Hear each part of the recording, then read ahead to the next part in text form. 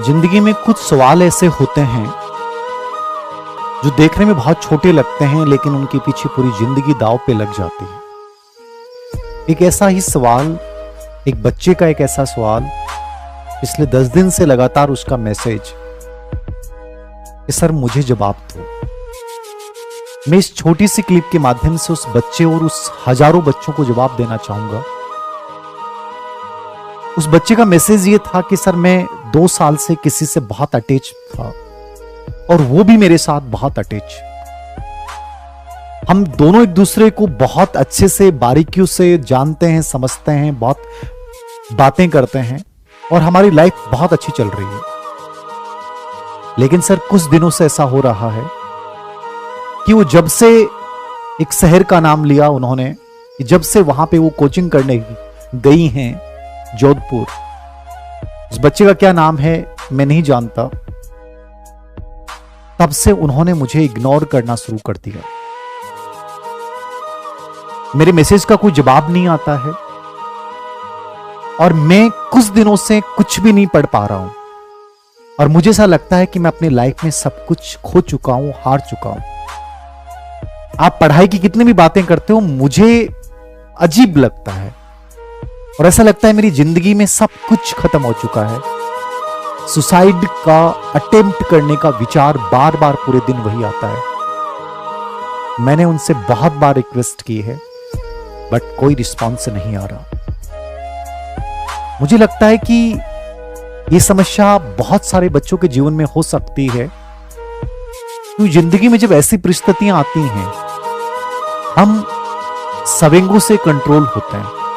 सवेंग हमें ले जाते हैं कहीं से कहीं, और सवेंग किसी के साथ अटैचमेंट का हो तो बहुत बुरा लगता है जबकि वो इंसान अचानक से जब आपको इग्नोर करना शुरू करे, फिर वहां से आदमी बिखरना शुरू कर देता है। वो इस चीज को पचा नहीं पाता है, स्वीकार नहीं कर पाता है ऐसा क्यों हो रहा है। हो सकता है बहुत सारे इंसान इसमें गलत कदम उठा लें, लेकिन मैं अपनी बात उस बच्चे के माध्यम से हजारों बच्चों तक ये पहुंचाना चाहूंगा कि सर इसका समाधान क्या है। मैं मेरा व्यक्तिगत विचार जहां तक जानता हूं, जिंदगी में जब ऐसे मोड़ या ऐसे पड़ाव आते हैं तो शायद सबसे बड़ा समाधान किसी इंसान ने जिसने तुम्हें इग्नोर किया है, तुम उससे वैसे कोई प्रतिशोध नहीं ले सकते। वो उसका व्यक्तिगत मन है, वो तब चाहे बदल सकता है, हमारे नियंत्रण में नहीं है। वो उसकी व्यक्तिगत इच्छा है, तुम उस पर थोप नहीं सकते। हां किसी दिन होगा। मुझे लगता है कि सबसे बड़ा प्रतिशोध उससे लड़ाई करना, उसको डांटना, उसके साथ कुछ गलत करना नहीं है। सफलता सबसे बड़ा प्रतिशोध हो सकता है और एक ऐसा प्रतिशोध हो सकता है जिससे अगले वाला, सामने वाला इंसान जिंदगी भर रियलाइज करे कि तुमने किस इंसान को खोया है।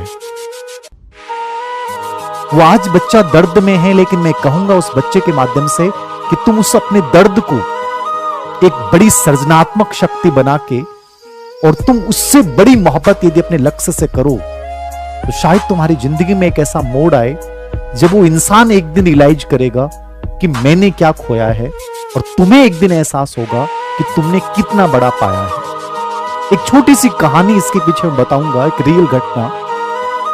एक यूपी कैडर के आईएएस हैं अभिषेक सिंह, और उनका एक गाना एक बहुत वायरल हुआ है, दिल तोड़ के, जिसकी लाइन थी, तुम दे रही हो दिल में किसी और को जगह, लेकिन वो नहीं चाहेगा तुम्हें मेरी तरह।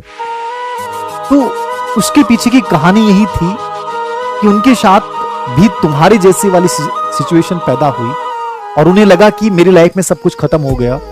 सुसाइड अटेम्प्ट के विचार आने लग गए कि जिंदगी में कुछ नहीं बचा है। लेकिन बाद में उसी इंसान ने एक ऐसी चीज को चुना, ऐसे लक्ष्य को चुना कि वो जो प्यार मोहब्बत का जुनून था, जो उसको पाने की जो चाहत थी, वो उस लक्ष्य में इतनी बड़ी लगी कि उस इंसान को रियलाइज कराने के लिए उन्होंने आईएएस जैसे एग्जाम में 94 रैंक के साथ सफलता अर्जित की। ये बहुत बड़ी बात होती है लाइफ में। हम अपने अनुसार हर चीज को नहीं चाह सकते कि हम मेरे अनुसार ही ऐसा होना चाहिए, लेकिन हम इतना बड़ा कर सकते हैं कि जिस इंसान ने हमें ठुकराया, जिस इंसान ने हमारी भावनाओं को ठेस पहुंचाया है, उसकी जिंदगी भर के लिए उसको एक ऐसी सिचुएशन में लाके खड़ा कर सकते हैं जहां उसे लगेगा कि यार मैंने बहुत गलत किया। और ये आम बात है, याद रखना चाहिए। दिनेश कार्तिक की कहानियां पढ़ लो, चाहे अभिषेक सिंह की कहानियां पढ़ लो, कहीं ना कहीं ये लड़ाई अपने आप से होती है। और जब भी ऐसी सिचुएशन आए, मुझे लगता है कि सफलता सबसे बड़ा प्रतिशोध है। इतनी बड़ी सफलता अर्जित करो तो उस इंसान को एहसास हो जाए कि हां, तुमने किसको खोया है। उसी गाने की 4 लाइनें मुझे बड़ी खूबसूरत लगी, वो मैं उस बच्चे को बताना चाहूंगा। सिर्फ दिल टूटा है, सांसें नहीं, अभी धड़कनों की असली रवानगी बाकी है। प्यार का किस्सा खत्म हुआ है, जिंदगी की असली कहानी बाकी है।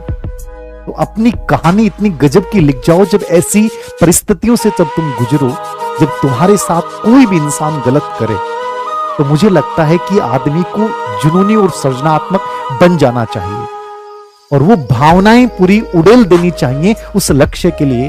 वहां बंदा इतिहास रचता है, क्योंकि उससे बड़ा जुनून कहीं नहीं हो सकता। हर जंग लड़ी जाती है भावनाओं के साथ, और मैं मानता हूं कि जीती भी भावनाओं के साथ जाती है।